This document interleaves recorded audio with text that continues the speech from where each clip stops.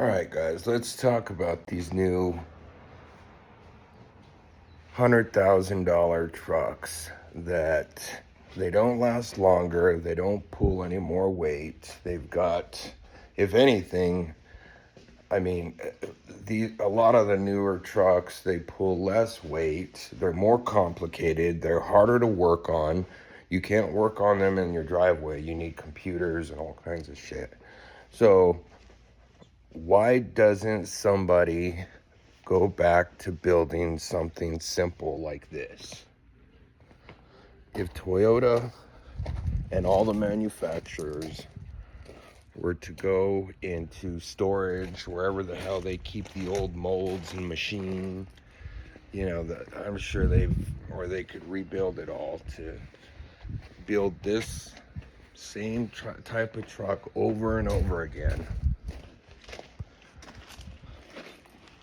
They would cut down on waste, and I think most people would prefer this older style of truck. I mean, they can still offer the fancy crap that breaks down within 10,000 miles, but just still build these, why not? I would love to buy this truck brand new, instead it's 26 years. I mean, it still runs like a fucking like a clock, but hell, if I could buy one with 0 miles, I would do that. I'm even thinking about taking a little bit of money and buying a few of these and turning around and flipping them, because it's like they hold their value. I actually just got some guy the other day at a parking lot started talking to me about it over there at Lowe's, and he offered me $16,000 for it right there, and I'm like, no, I'm gonna keep my truck, because I see the way vehicles are going these days. Nothing's reliable.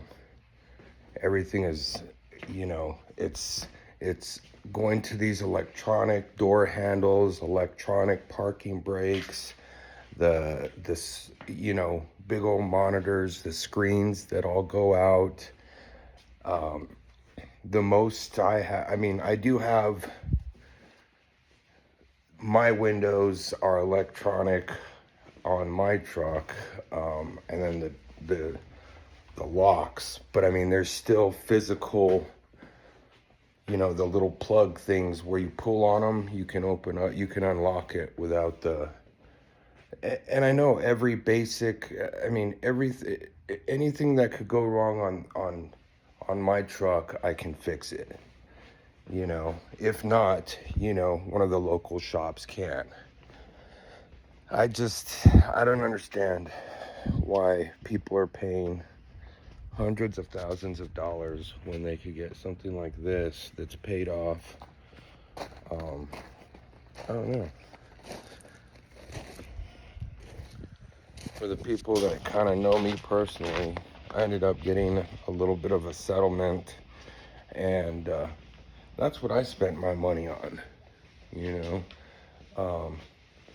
That's my dream truck. But I don't know. A lot of other people, they're going out, getting themselves into these loans, and by the time they're done, so the sticker price for the truck is, around $100,000. But when you're done paying interest, insurance, gas, registration, all of that, I mean, you're right around $150,000. Easy, And then they don't even last 100,000 miles. A lot of these trucks don't last the life of the loan. And people end up upside down in these vehicles. They end up rolling over their interest. I mean, these dealerships, they're not in the business of getting people into they're in the business of getting loans, you know. I don't know. I think that the worst thing you could do in life is get into a car loan. That's the biggest waste of money. If you can save up a little bit of money, get you a little hoopty, something that's a good solid car, and do your research. Don't go with, you know, Hyundais and Kias. After that 100,000 miles is up, they have plastic heads, they have plastic oil pans, and with plastic, when it heats up and cools down, it becomes brittle. So stay away from Kias and Hyundais with over 150,000 miles, because that's when they start going out, you know. If you can find you a little Honda, a little Toyota, you know, go with that. I would much rather have something that's paid off than having to blow all my resources on full coverage insurance every month and paying off all of my money in interest. You know, I did the car loan thing for a while, and I had paid, I remember I in my, I kept track of how much money I'd put in. By the time I put $10,000 on my loan, only around, I think it was like $4,000 of the car was paid off. The rest went to interest, you know. The majority of your payment goes to interest. So I don't know if there's any advice I could give to anybody, is stay away from car loans. Buy something that's paid off, and stay away from the new vehicles, because they're crap. They're dangerous, you know. I do off-road recovery, and I had to pull out a Cybertruck the other day. For one, they're way the hell too heavy. For two, they have the electronic door locks. The handles are electronic. So when the battery dies, there's no way to get in and out of the vehicle. And yes, they're supposed to have, emergency backups, where there's some sort of handle or something that you're able to open the door, but they're not always reliable.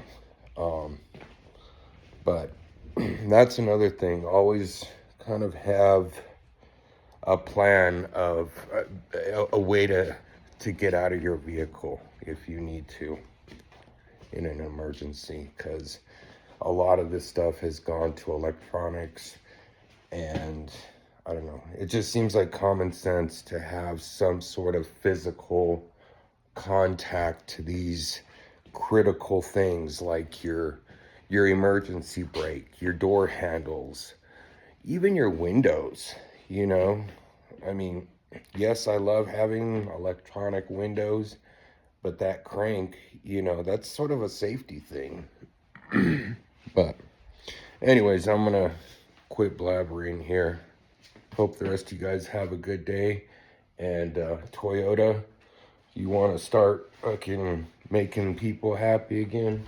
Start building the old first gen Tacomas, the older Camrys, and the old Corollas, and build them as reliably as you did in the past.